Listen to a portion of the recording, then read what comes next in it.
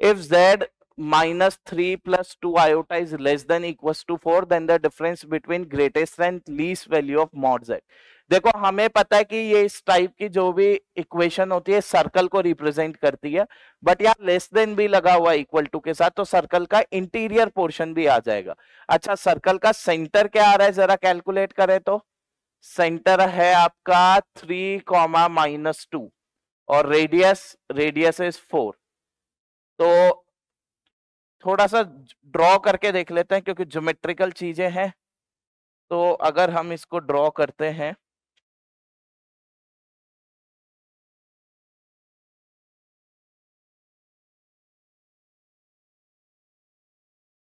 एक सेकेंड.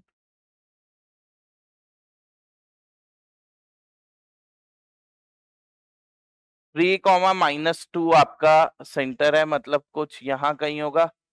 अच्छा, 3, -2 का ओरिजिन से डिस्टेंस कितना आ रहा है. जस्ट हम कैलकुलेट करना चाह रहे हैं ओरिजिन सर्कल के अंदर आ रहा है या बाहर आ रहा है. तो ओरिजिन और सेंटर के बीच का डिस्टेंस ओसी बोल देते हैं.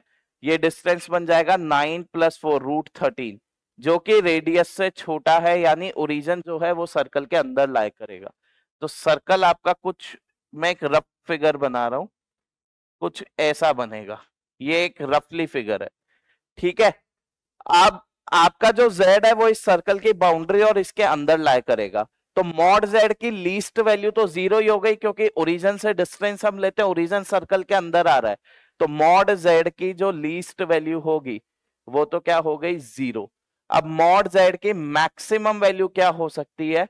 देखो मैक्सिमम वैल्यू के लिए ये इधर लाई करे, अगर यहां पे z लाई करे इस पॉइंट, इसको हम a पॉइंट दे रहे हैं, ये c है और ये ओरिजिन है. अगर a पॉइंट पे z लाई करेगा तो देखो ओरिजिन से डिस्टेंस सबसे ज्यादा होगा. तो ये AC तो रेडियस के बराबर है और OC की डिस्टेंस √13 अभी हमने कैलकुलेट किया था. तो अगर z यहाँ a पॉइंट पे लाई करेगा तो ये OA डिस्टेंस मैक्सिमम हो जाएगा. यानी मॉड z की मैक्सिमम वैल्यू कितनी आ रही है, 4 + √13. अब आपको क्या पूछा गया था, difference between greatest and least value. तो डिफरेंस तो 4 + √13 ही बन रहा है, यानी option D will be your answer. Clear.